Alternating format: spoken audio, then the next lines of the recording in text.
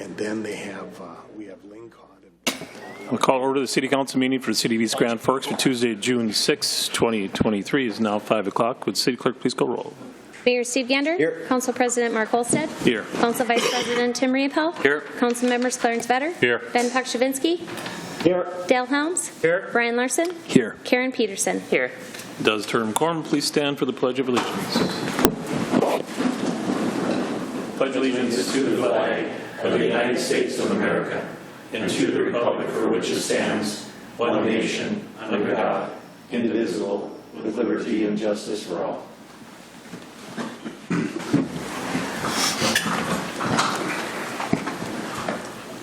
Open forum, an opportunity for members of the council, public to address the council, on items not on the current agenda. Items requiring council action will be deferred to staff, boards, or commissions for research in future council agendas if appropriate. If anybody's here today, I see none. Move on to approval of the May 16th council meeting, May 23rd special meeting, and May 23rd work session. Move by Helms. Second. Second by Riepel. Questions or discussion? Roll call, please. Peterson. Yep. Vetter. Yes. Pakshavinsky. Yes. Riepel. Yes. Helms. Yes. Olstead. Yes. Larson. Yes. Motion is carried. Scheduled bid lettings, there is none. Scheduled public hearings, there is none. Move on to the consent agenda. Items under the consent agenda will be adopted with one motion. However, council members may request individual items to be pulled from the consent agenda for discussion and action if they choose. Anyone want 4 through 5 pulled? If not, entertain a motion of 4 through 5, please. Move. Moved by Larson. Second.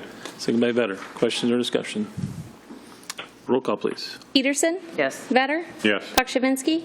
Yes. Riepel. Yes. Helms. Yes. Olstead. Yes. Larson. Yes. Motion is carried. Acknowledge of receipt of reports of officer boards and commissions. Regular meeting minutes of Water, Light, Power and Building Commission from May 3rd, 2023. City financial statements of April 30th of 2023. Communication.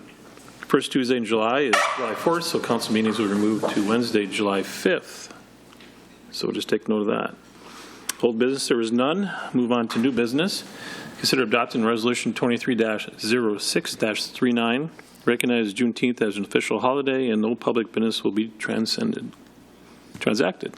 Transcended. Move. Moved by Larson. Is there a second? Do we have a motion? Do we have a second? I'll second. Discussion? Okay, I'll jump in. Mr. Vetter. I just don't think that, I'm going to vote no just because I don't think the state should be telling us what holidays we should have and to drop it on us in the middle of a year when it hasn't been budgeted. Overtime that we're going to incur, it's just not appropriate and the state should have never done it. So I'll be voting no. I have a question for Mr. Galstead. Is this something that we're recognizing, but is there something that says that we have to pass this? Which one are we, what are we talking about Juneteenth. exactly? What's that? Juneteenth. I believe Juneteenth, whether you pass this or not, it's a requirement by the state that every municipality is going to public workers are going to celebrate it. So it's a required holiday in Minnesota based upon the state. So it really doesn't matter. So what I would say is it doesn't matter, but and I didn't look at the specific legislation for this one, so I'm not sure if it says that you have to pass it, but I don't believe you would. I think it's an automatic mandate. Anybody else have anything? We'll do roll call. Peterson. Yes. Vetter. No. Pakshavinsky. Yeah. Riepel. No. Helms. No. Olstead. Yes. Larson. Yes. Motion is carried. Consider adopting Resolution 23-06-40, approving the year-end transfer of the sick leave accrual fund for budget year of 2022. Ms. Larson, excuse me, Ms. Anderson. Oh, I'm just wondering if anybody has any questions or want any explanations, or did you want to just vote on it, or what would be your direction? Do we have a motion? I'll move option A. Option A, Mr. Vetter, is there a second? Mr. Riepel, seconds? Yep. Discussion? So if we do option A, we'll be left, what, 52% left in reserve? Is that correct? If I see Yes. the correct down there? So if we go to the second option, we're at 54%. Yes. So do we have it in the budget next year also that we're going to have to do 100 to 75,000 to 100,000 No. for this year? No, this is not in the budget for 2023 or 2024. So this is just to catch up some. So do we have to do additionally for 2023? That's my question. With moving that 672, that was the number I came up with, 16 employees that in the next 5 years will be eligible. Doesn't mean they will retire. We have some eligible now that have not retired. So this is for the next 5 years. And then once we get past some of these retiring, the amount that the liability we have will be much less because it's only 50% of the sick leave that we will reimburse somebody. So with the 471 transfer, balance would be 672 for the end of 2022. I think, if I'm correct, I don't have your spreadsheet up.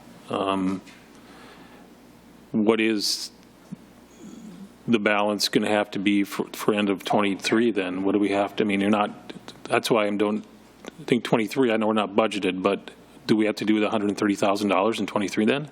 No. My estimate would be is that we wouldn't do any in 2023 because we're good now for 4 or 5 years, and that we will just look at it consistently, and we But shouldn't we be budgeting every year to move this stuff from the general fund to the 705 fund every year? Okay, so That's why I'm getting sorry, at. there's a couple of things going on in this fund, and I'm sorry, I understand what you're saying now. Yes, we are budgeting for the 3% payback that we do for somebody's sick leave balance, and Terry probably can answer that better, but I'll attempt it. So we look at what your balance is of sick leave, and they can do 3% into the fund into your HSA fund, which was paid out of this fund. We are no longer paying that out of this fund. We are budgeting that into our budgets every year. It's not in 2023, but is in 24. So we have budgeted it for 2024. In 24, but not 23. Right, but in So- 23, we're also we know that we're getting $189,000 more for emergency funding. So depending on how we're going to spend that, if we can spend that in equipment and such. So there might be adjustments. Indicate that that's set up, it's only one-time funding, plus it's determined on what they could spend at the police department and fire department, and it's not for the rest of the city budget. So those are items that we can't even look at that we have that money. It's for them to spend money on what their needs are. And it could be for dispatch, could be for whatever it is.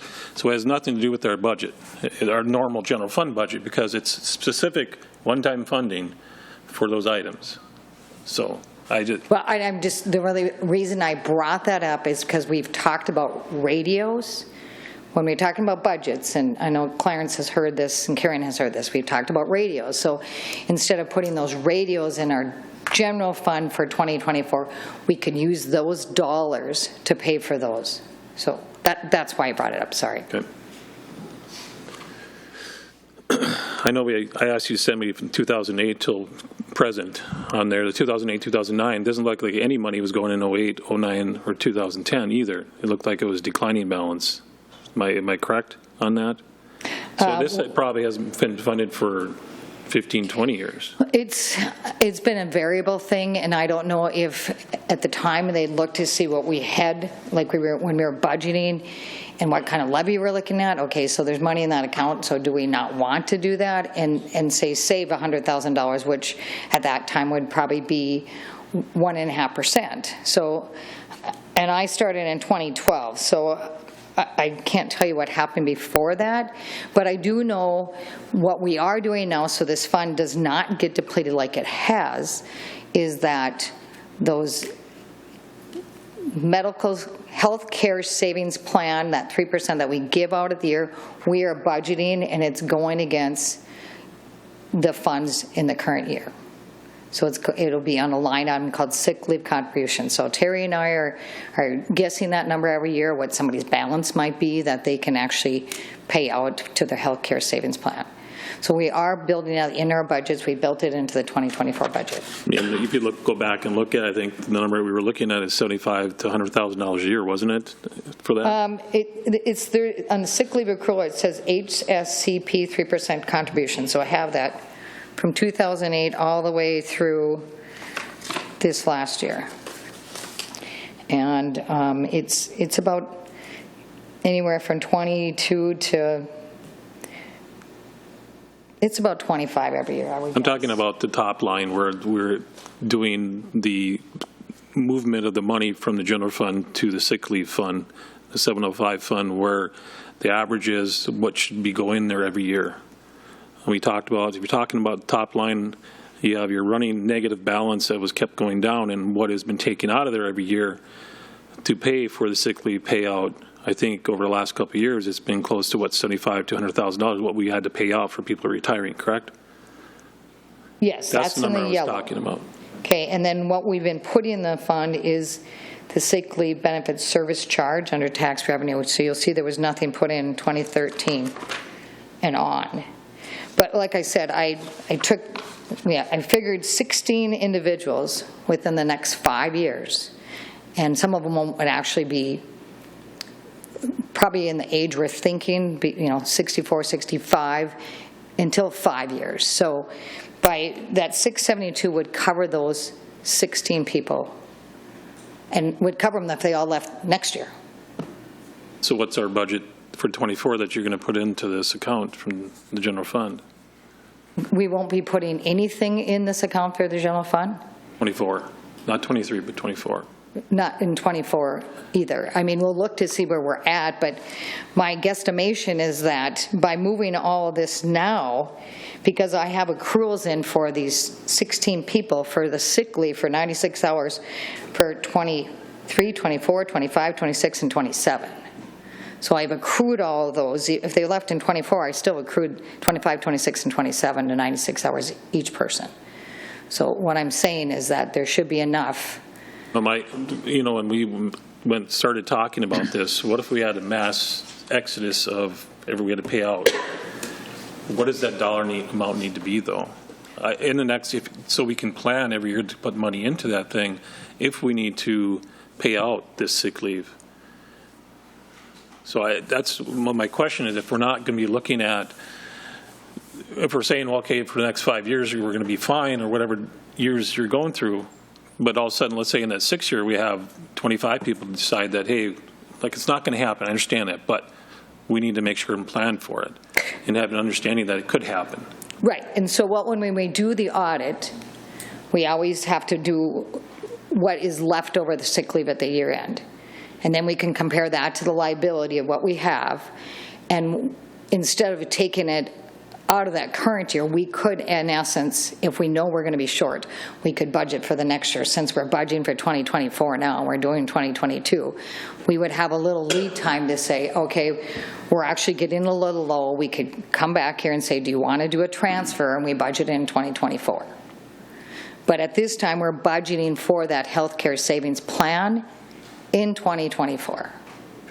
So that is in the budget for 2024. And that will be in the budget every year. We'll just have to kind of guess past practices and what somebody's sitting at their sick leave whenever we do the budget and put that in the budget. Wouldn't we have to look at what our total liability is, though, and make sure that we have funds in there to cover that liability? Though? Yeah, yes, that's what I said. We do it at audit time when we put. But we haven't been doing it at audit time. We haven't put money in here. That's why we're doing, you want Exactly. And like I said, I apologize. I don't know how it got missed. I don't know if at one time if we decided, like I said, with the levy or not, but that's why we're bringing it to your attention now. It's not in the hole. It's not any money lost. It's just that the general fund would actually have to carry a reserve balance saying that we will fund this. Many cities don't have a fund like this. They just say, okay, well, we know if somebody leaves and another person leaves, that will come out of our fund balance. It truly is money that's not there, because even though it's money we haven't taken out of our reserves, it's still money that has not been put toward this. So it's truly not something that's, it's not something that it was just sitting over here, we're just going to move it. I just think that we need to represent it correctly, because it's not correct to say that this money wasn't put in there. We can look at from the historical of 2008 to 2023 on that chart, it just kept going down in negative balance, and money should have been going in there every year to make sure that we had enough. And all of a sudden, if we're not going to make sure that we're planning for it, and all of a sudden 5 years comes down again, well, guess what? We got to put another $400,000 in there. I mean, is that how we want to plan things? Is that how we want to do things? No, I don't want to do that. I'm sure the rest of you don't. But what I'm saying is that audit time we will look to see where our liability is at, where our liability on the books and the liability of our spreadsheet of what people have for sick leave. But my best guess is that we will be good for 4 to 5 years, because we built in 24, 25, 26, and 27 of 96 hours for each person. That's saying they're not taking any leave for the next 5 years. So with that 672, those will cover those 16 people that might possibly leave. If we had somebody that was, say, in their 30s leave, they're only going to get half of their health balance, sick leave balance. And honestly, a lot of them don't have a lot in the balance. And I know Terry probably could even answer to that, because they know when they leave, they're only going to get half of it. So do we know? So people use their sick leave. Do we know what our current liability on the sick leave is at this moment? Yes, that's on here. It was For the total employees that would have sick leave they could take, even if they got 50% buyout. yes, it's on the bullet point here on the RCA. 799, 487 and 86 cents. So we're not exactly to that by doing that, but you wanted to know how many would guesstimate would leave in the next 5 years, and that was the 672. So we have the 672 plus the 200 in there. And that's my point, too. Question, I mean, the 799, they're going to have a balance of, 672. I'm just saying that the practice of covering yourself, the liabilities, we should be covering what we should need covered. We shouldn't be going, okay, well, we can maybe play it for a couple of years and hope that we don't have people retiring and leaving, next year, all of them, so it's going to get depleted right away. So then our liability is still going to be ongoing. So that's the point I'm just trying to get at. Okay. I think we need to make sure that even in 24 that we're looking at that, okay, let's say we find out at the beginning of it that we do have some retirees, but I just want to make sure we're going to be fine. Right, or the other option could be is that we, instead of getting the balance of 672, we put another 107,000 on the 471. And I didn't put that as an option. I know Megan and I discussed options, and I guess we were under the understanding if you wanted to pay it over a few years, then we probably didn't want to spend all of that, because this would actually fall within our budget. That's why I picked the 471. Mr. Riepel? I remember sitting in on the meeting. I thought we talked about putting $50,000 to $75,000 a year just so we could cover part of this and not have to do, like you said, a $300,000-$400,000 shot every 3-4 years. And to that point, yes, it is in the budget for 2024, but not the 130,000. They were asked if there was 130,000 in it, but there is 50 in there. So, so the motion you made would be to put the 471 in, and then in 2024 there'd be another 50 to go in there. Right, okay. And then we could budget accordingly every year. That's not the motion, though. That motion is the 471. So That is my motion. policy-wise, because through the audit, you're looking at sick leave and coming up with a liability that if everyone left as of December 31st of whatever year, here's the liability the city would have to pay out for sick leave. The 705 fund should match that liability. So every year, we should be doing a transfer, whether we want to budget for it or transfer as we did with the other transfers, into the 705 fund so that the 705 matches the liability that's on our balance sheet. Well, that's what I said. Thank you. Mayor? Yep, I feel the same, that we should not deplete it, say, to the end of a 5-year period. You know, we have enough to cover all of the retirees for 5 years, and in theory, it could be depleted at the end of 5 years, and we would want to just keep bringing it up to the target annually. I feel the same. Else have anything? Ben, do you have anything? Just want to make sure I include you. No. So we're voting on option A, just to clarify on that. Yes. Okay. Yeah, I understand. Anybody else have anything? All right, roll call, please. Peterson? Yes. Better? Yes. Pakshavinsky? Yes. Riepel? Yes. Helms? Yes. Olsted? Yes. Larson? Yes. Motion's Thank you. carried. Thanks, Carla. Discussion and consideration of city administrator candidates. Ms. Donovan. Maybe go through the process that we are to follow before we go into it and how we're supposed to do everything so everybody's on the same page. Yes. All right. Well, good evening, Mayor, members of the council. I'm excited to be here with you tonight because guess what? We're one step closer to finding you your next city administrator. So just to provide a little bit of background, this position we started advertising in April, wrapped up the posting in May. We received 20 applications, and upon review of those applications, I moved forward 8 semifinalists who I felt met those attributes that you had shared with me when we sat down for information gathering. As of last night, you received notice there was 1 semifinalist that did withdraw, so we have 7 semifinalists tonight. I want to caution you before we move into discussion and deliberation. The names and the identities of these semifinalists is considered private, non-public information. So tonight I will guide the conversation so that we really will try and it will make it easier for you to refrain from using any identifying characteristics. That includes like where they currently work, where they used to work, where they're currently living. We want to make sure we don't bring any of that up. So each of those semifinalists were assigned a number, and that's what we'll use tonight in our discussion. I feel we have 3 business items tonight. One is obviously selecting your semifinalists. Second, we'll want to talk about what you want your interview schedule to look like when you invite those finalists here to spend the day with you. And then lastly, if you feel that a travel reimbursement is appropriate, and each city handles that differently.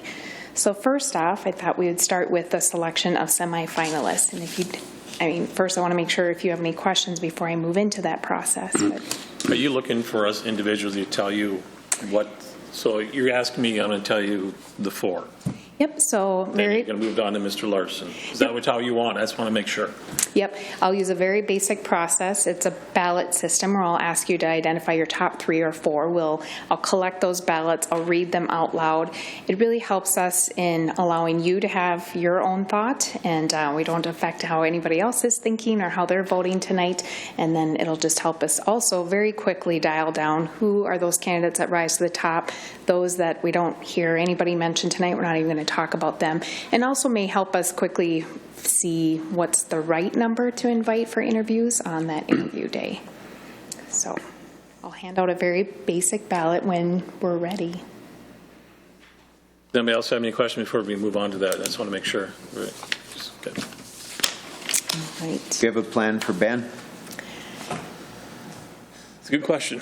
So Man, go like this. Give numbers. Can Megan, do you have your cell phone with? Ben, do you have your cell phone? You could. Well, I don't know if. I can just hand it to her. Okay. Or if Ben wants to do it to one of us. Or text one of us, maybe? Mark, I can just email them to you. Okay. I guess, do you have your email Yep. available? Okay. All right, yeah, I'll just email it to you. Sounds good. So I'm looking for the top 3.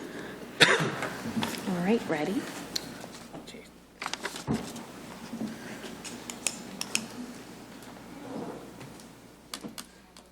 You have your list. Come on, we have a list. See the names. Oh, there you go. Okay.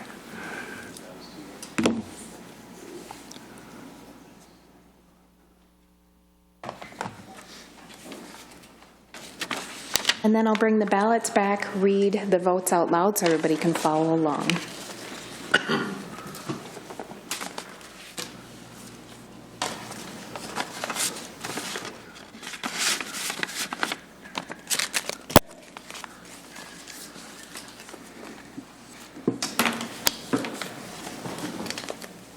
You sure we can't do 4? 3 As is many good. as you want.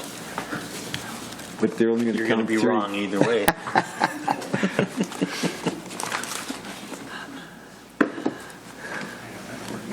See, she doesn't even want yours, Mayor. I wouldn't want it either.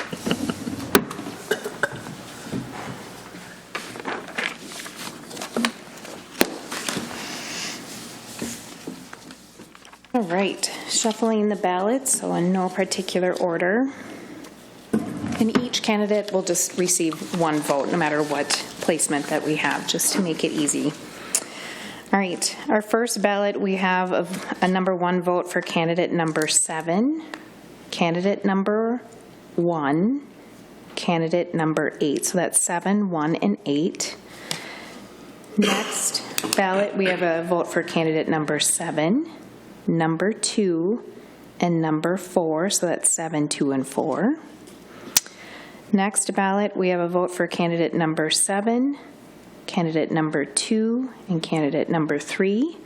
That's 7, 2, and 3. Next, I have a vote for candidate number 3, number 7, and number 2. That's 3, 7, 2. Next ballot, a vote for candidate number 7, number 2, and number 4. That's 7, 2, and 4. Next ballot, I have a candidate for, or vote for candidate number 3, number 8, number 4. That's 3, 8, 4. Next ballot, vote for candidate number 7, 8, and 2. 7, 8, 2.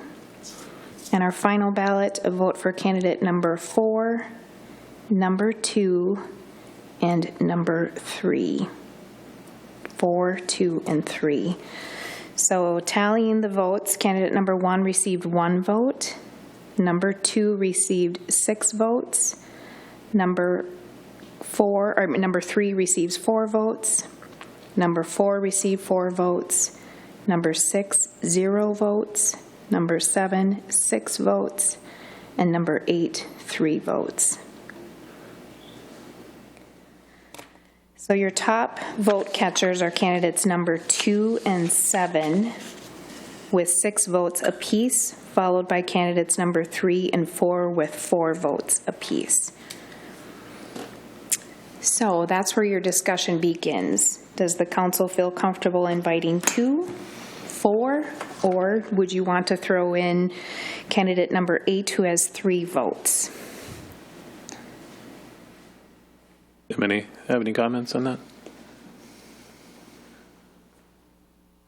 Either 2 or 4, whether we want to do 2 or 4, we're on that. I don't think we want to add the 8th one in there. Well, 2, 7, 3, and 4.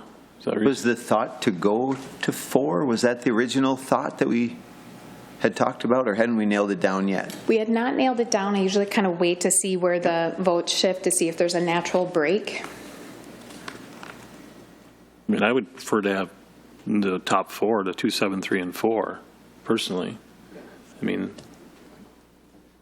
Yeah, I'm flexible either way, either the 2 or the 4. so be it.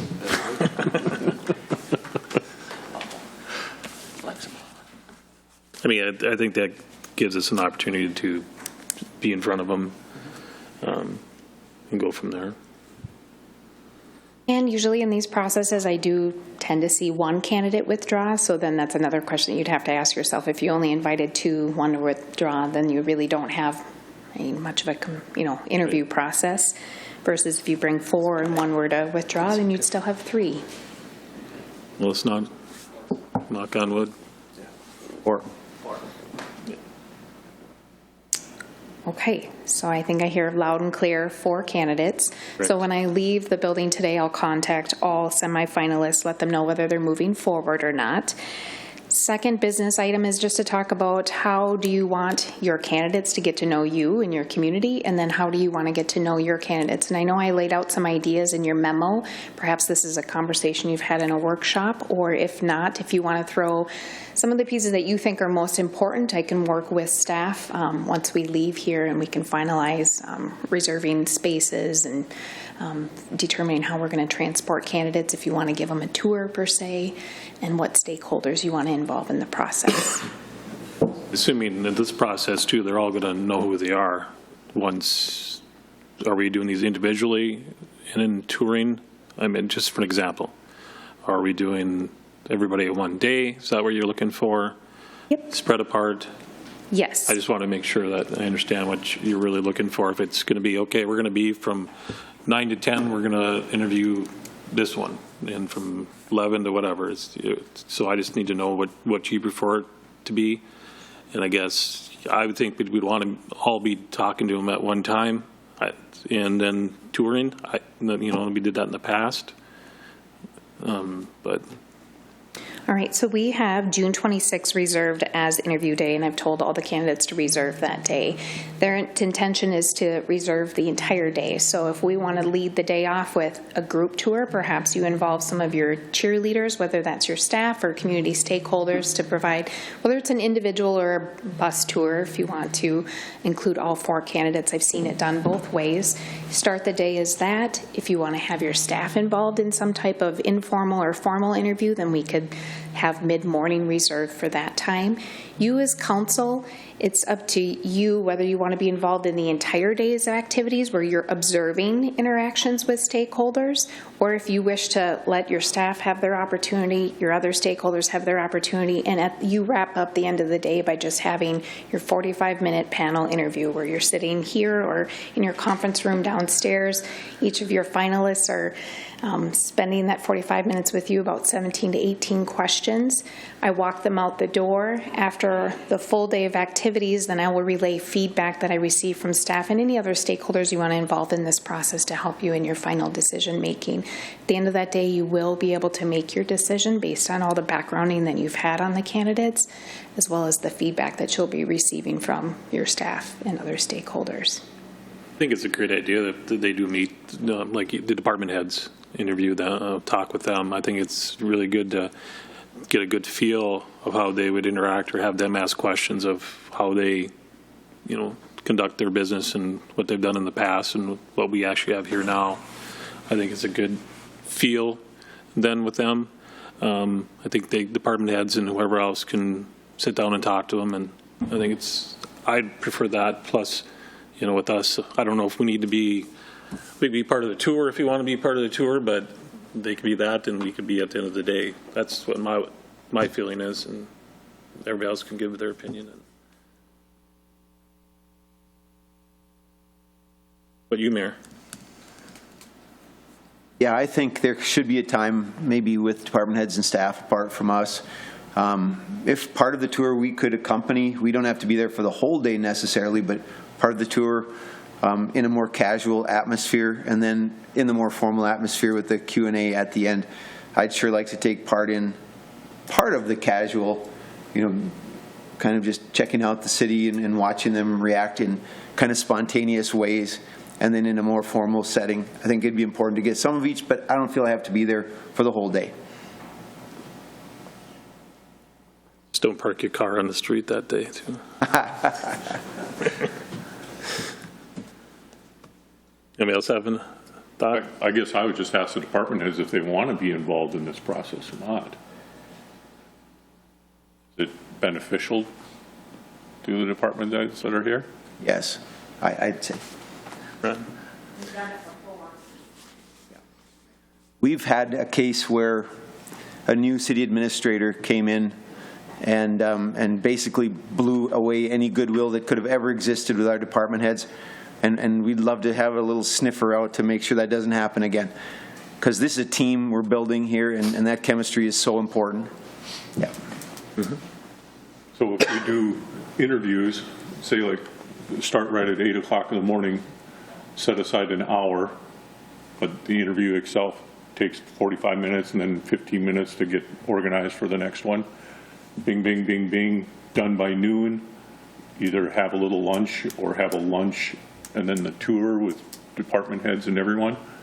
And then we can come back, say 2, 3 o'clock, have a discussion with the department heads before we go in to make final decision. So you want to do the interviews with them, with the council before, and then do the lunch and then tour and then get together with department heads and then go with her? Yep. Okay. Just throwing it out. Yeah. I'll do you throw think on in that? just my 2 cents. I like that idea.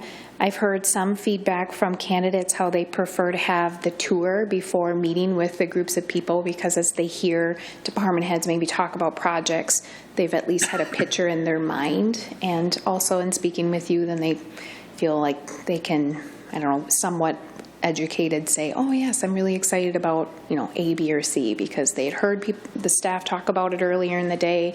They got to see a tour, they got to see potential projects coming down the pipeline or areas that you're really proud of. So I can see it done both ways. You else have an opinion, thoughts?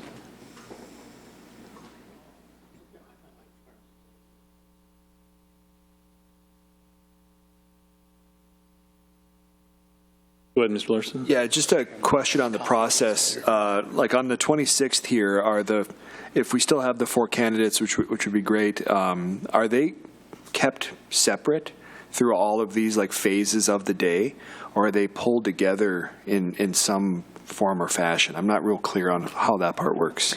So every city does it different. I feel like a politician when I say this. So in their individual interviews with you, yes, the candidates will be kept from each other. But I've seen most of the time where, yes, you'd have a big old rally where everybody's on the bus, candidates are together. Many times the candidates already know each other just because of the network that they've built over the years. And it's also just a great... It's not always the most comfortable, but it is a good opportunity for you to see how do they interact with each other, because they do have to continue to build a network as they move through their career. So it is unusual. You don't usually see this type of interviewing style in the private sector, but it is a different environment as well.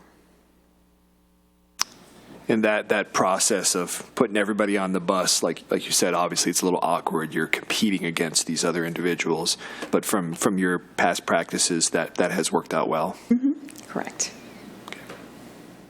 Ben, do you have anything, sir? I kind of agree that we put them all on the bus together, just to see how they interact. I'm not sure what the timeline looks like. Do we do the tour first or do the interviews first? I think either way would work. But yeah, to Brian's question, I think we put them all on the bus at the same time.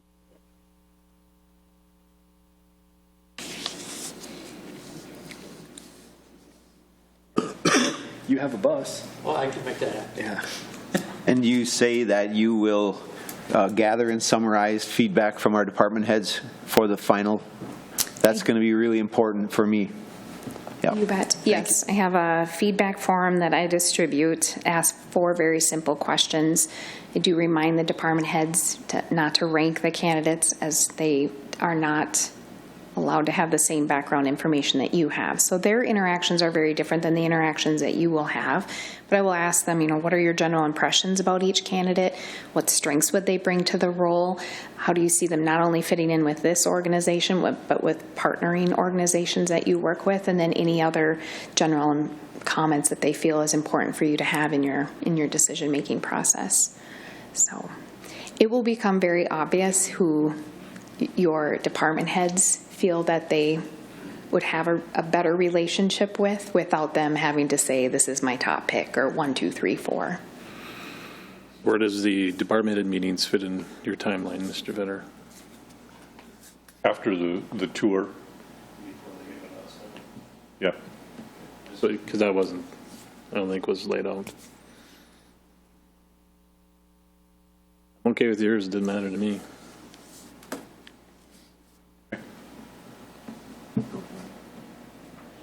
Question for that, would we want to include our city attorney and our city engineer?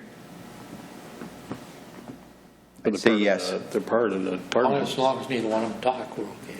As long as, Don starts talking, we'll never get him off the bus. We're both going to charge you for the whole as long as day. they don't charge us. At least, you know.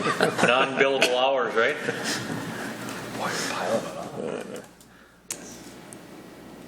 I'll have to check my schedule. But I wouldn't mind, if you want me there, I wouldn't mind being there for like part of the tour or something like that.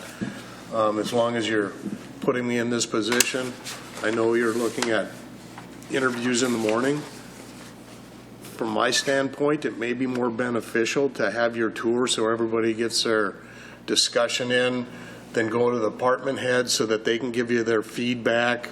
Then you go to your interviews so that if they have discussion points that they want to bring during the interview, they have that background. Yep. If you don't do the tour first, they're not really going to have any of that background. That's just my thought process on it. And then she said others, leaders. I don't know, are we going to be setting up maybe like Crystal Sugar or Dakota Pete or, I don't know what you're thinking about, but for the tour, or are we just going to put them in a bus and drive them down the street, I think last time we did it, that's we something else drove we have to- around and we pointed out things that we've been working on, projects, things that, we've, I don't know. I haven't been involved in that yeah. before. I think there'd be some value in identifying key stakeholders in our community for a 5 or 10 minute visit on the tour. I think there would be some value in that. Buy you a blowhorn, you can stand up front. Pardon me? Get you a blowhorn, you can stand up front. Oh, yeah. If we put them on the bus and drive them down the street, then we could probably get some streets fixed.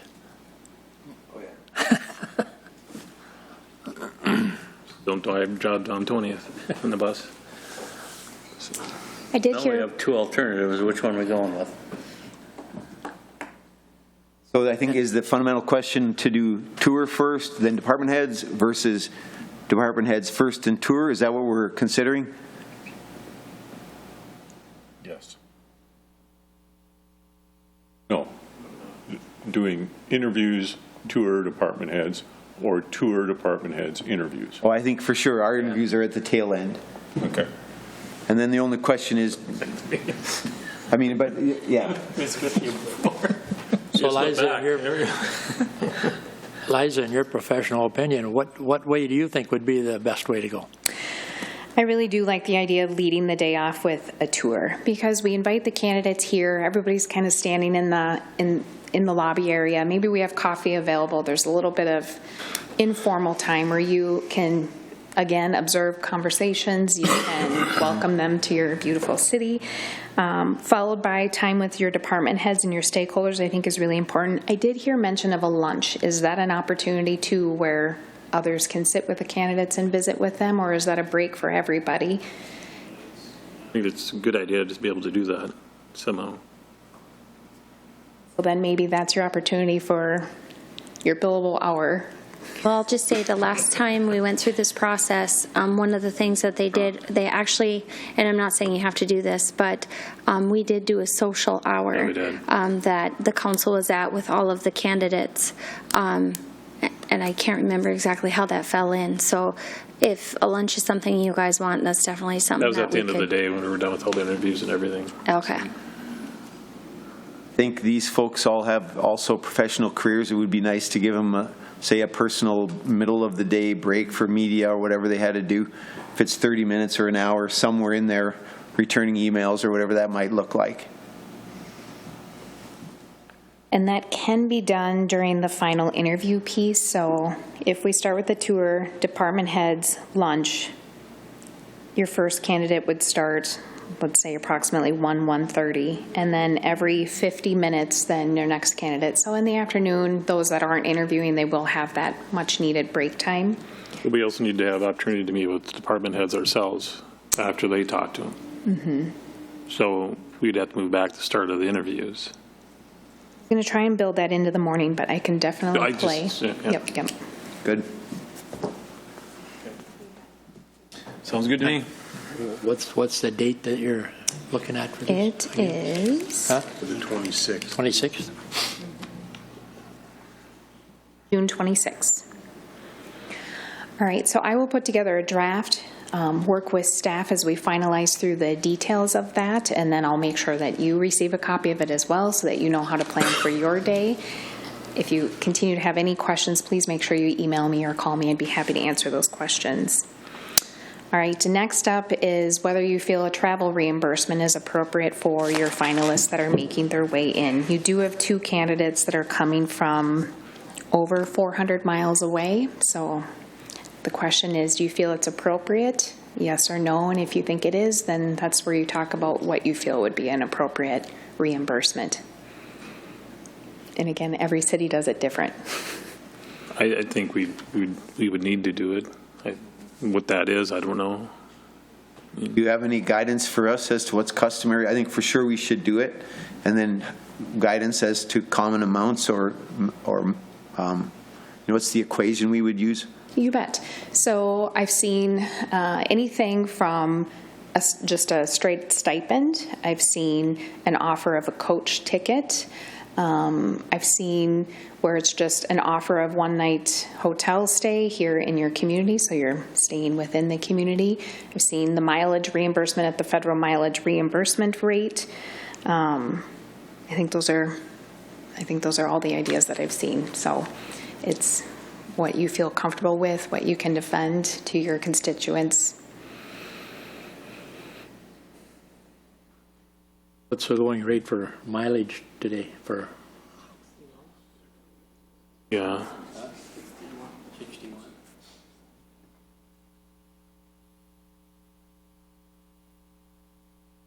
I'd pay him mileage and one-night stay. That's what I was thinking.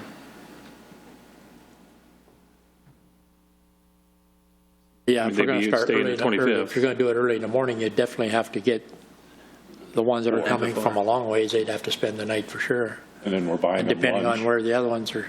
And we're buying them lunch the day of. So Yeah, I'm fine with one night and mileage. So If they're coming from a greater distance, could you say mileage or a round-trip airline ticket, whichever is the lower dollar? Because what's the greatest distance again? Greatest distance is nearly 1,000 miles away. So that might be better off, the lesser of mileage or a round-trip coach ticket. what you, Ben? What do you think? If someone's flying from that far away, do we consider 2 nights in a hotel, or are we just sending them home after their interview? Because they would fly in the day before, have a long day, and then are we sending them home right away, or allow them to fly home in the morning? The next day, I guess. schedule. Yeah. I don't know. I mean, I guess we'll have to, I think what you're saying, Clarence, we have to look at what their flight schedule would be anyway. I mean, if that's something that we would have to adjust, we would have to do that, I guess. Or maybe that's their skin in the game. Yeah, I think that'd be pretty easy to clear up if they, because we all know what the flight schedules and stuff are like around here. So that'd be pretty easy to handle, I think. I think that would definitely be something we should book. They shouldn't be booking it because we would be more frugal, likely, in booking the flights and the hotels versus allowing a candidate to do it.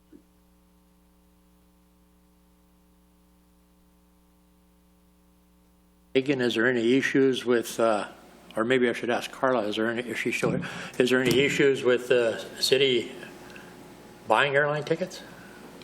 I mean, if we just bought them rather than reimburse, is there no issue with that? whatever way. And then if we take them, we give them a moving allowance. So whatever way we decide to go, will work, yeah. Okay.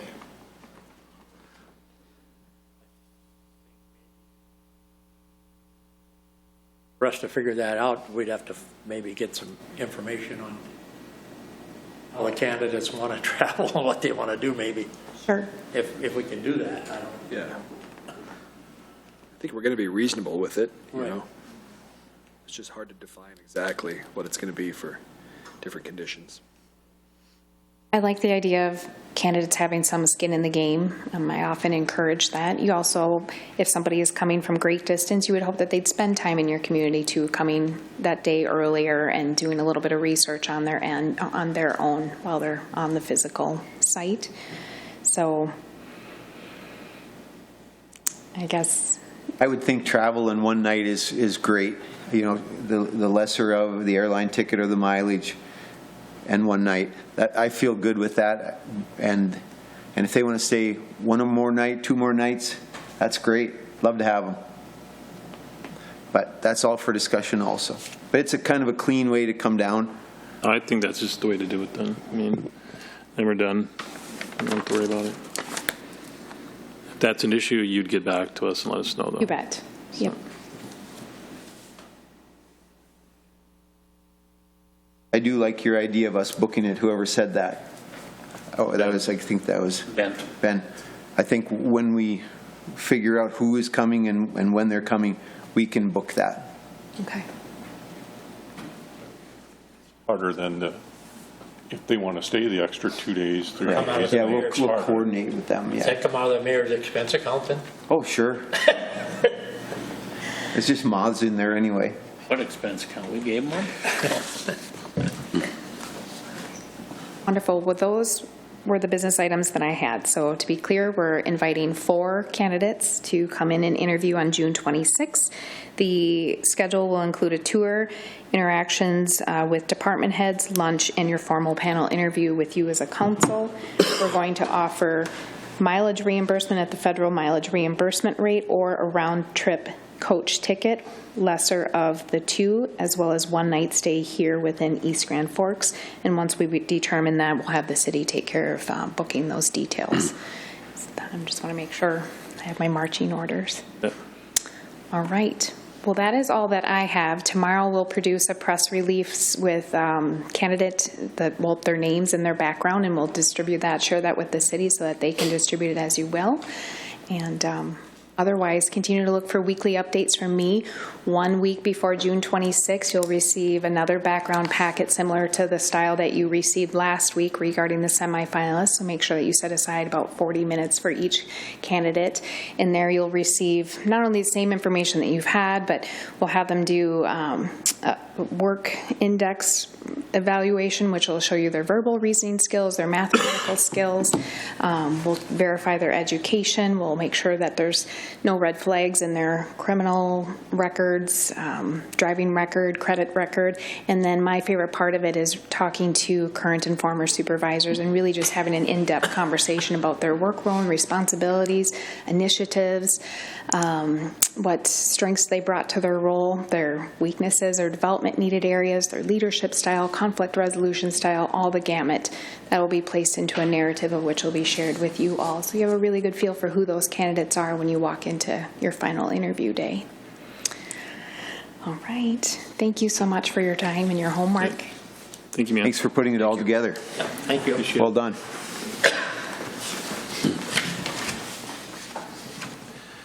Move on to claims. Consider authorizing the city administrator clerk treasurer to issue payment of recommended bills and payroll. Moved by Elms. Second by Riepel. Any questions? Roll call, please. Peterson?